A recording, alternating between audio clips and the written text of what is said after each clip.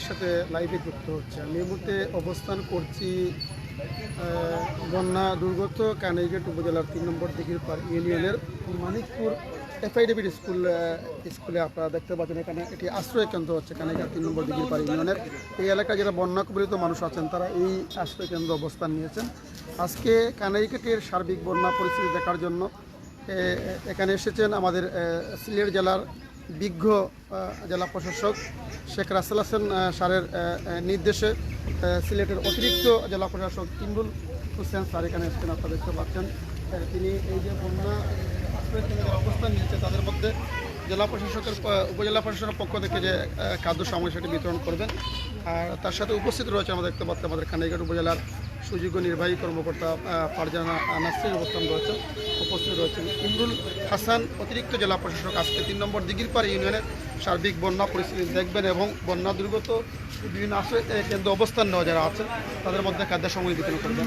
আমরা দেখতে পাচ্ছি 3 নম্বর দিঘিরপাড় ইউনিয়ন পরিষদের চেয়ারম্যান আব্দুল মুনিন চৌধুরী তিনি এখানে অবস্থান করছেন এই ইউনিয়নের চেয়ারম্যান। এবং কানাইঘাট উপজেলার যে বন্যা পরিস্থিতি বিরাজ করছে এবং গত দুদিন আকাশ শুষ্ক দেখার কারণে পানি কিছুটা কমছে, তারপরে কিন্তু দিঘিরপাড় ইউনিয়নে ভয়াবহ পরিস্থিতি বিরাজ করছে। এমতো অবস্থায় আজকে এই যে কানাইঘাট উপজেলার সার্বিক বন্যা পরিস্থিতি দেখার জন্য এসেছেন সিলেটের অতিরিক্ত জেলা প্রশাসক ইমরুল হোসেন এসেছেন এবং এখানে আছেন উপজেলা সহকারী উপজেলা নির্বাহী কর্মকর্তা ফারজানা নাসরিন দেখতে পাচ্ছেন। এখানে উপজেলা প্রশাসনের পক্ষ থেকে যে রান্না করা খাবার প্রত্যেকটি আশ্রয় কেন্দ্রে কিন্তু বিতরণ করা হচ্ছে। আপনি জানিয়ে রাখতে চাই যে ইতিমধ্যে সরকারিভাবে কানাইঘাটের বন্যা দুর্গত 9টি ইউনিয়ন এবং উপজেলা পৌরসভার মধ্যে 100 মেট্রিক টন চাল কিন্তু বরাদ্দ দেওয়া হয়েছে এবং প্রতিদিন প্রত্যেকটি আশ্রয় কেন্দ্রে যেখানে লোকজন অবস্থান নিয়েছেন একবেলা করে তাদেরকে রান্না করা খাবার বিতরণ করা হচ্ছে এবং সরকারি যে ত্রাণ সামগ্রীগুলো সেগুলো কিন্তু সুষ্ঠুভাবে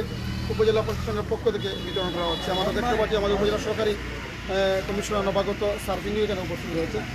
এখানে দেখতে পাচ্ছেন যে আমাদের অতিরিক্ত জেলা প্রশাসক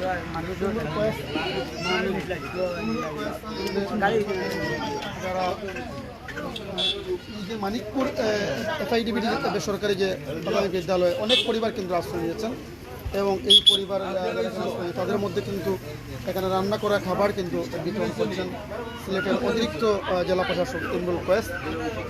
আর আমরা জানিয়ে রাখতে চাই যে বন্যা দেখার পর থেকে কিন্তু কানাইঘাট উপজেলা প্রশাসনের পক্ষ থেকে প্রতিনিয়ত বন্যা দুর্গত এলাকার মানুষের সাথে সার্বক্ষণিক খোঁজখবর নিচ্ছে এবং বন্যা দুর্গত এলাকা পরিদর্শন অব্যাহত রেখেছেন কানাইঘাট উপজেলা নির্বাহী কর্মকর্তা ফারজানা নাসরিন। এবং আপনারা দেখেছেন যে প্রত্যেকটি আশ্রয় কেন্দ্রে তিনি গিয়েছেন এবং সরকারি ত্রাণ সামগ্রী যাতে সুষ্ঠুভাবে কানাইঘাটে বন্টন হয় এজন্য প্রত্যেকটি ইউনিয়নে কমিটি করা হয়েছে এবং জনপ্রতিনিধির সমন্বয়ের মাধ্যমে এই ত্রাণ সামগ্রী কিন্তু বিতরণ করা হচ্ছে। পরবর্তীতে আমরা আরও যে 3 নম্বর দিঘিরপাড় ইউনিয়নের যে অন্যান্য যে আশ্রয় কেন্দ্র রয়েছে সেখানে অতিরিক্ত জেলা প্রশাসক ইমরুল হোসেন তিনি যাবেন এবং রান্না করা খাবার বিতরণ করবেন। আমরা সরাসরি আবারও আপনাদের সাথে যুক্ত হব।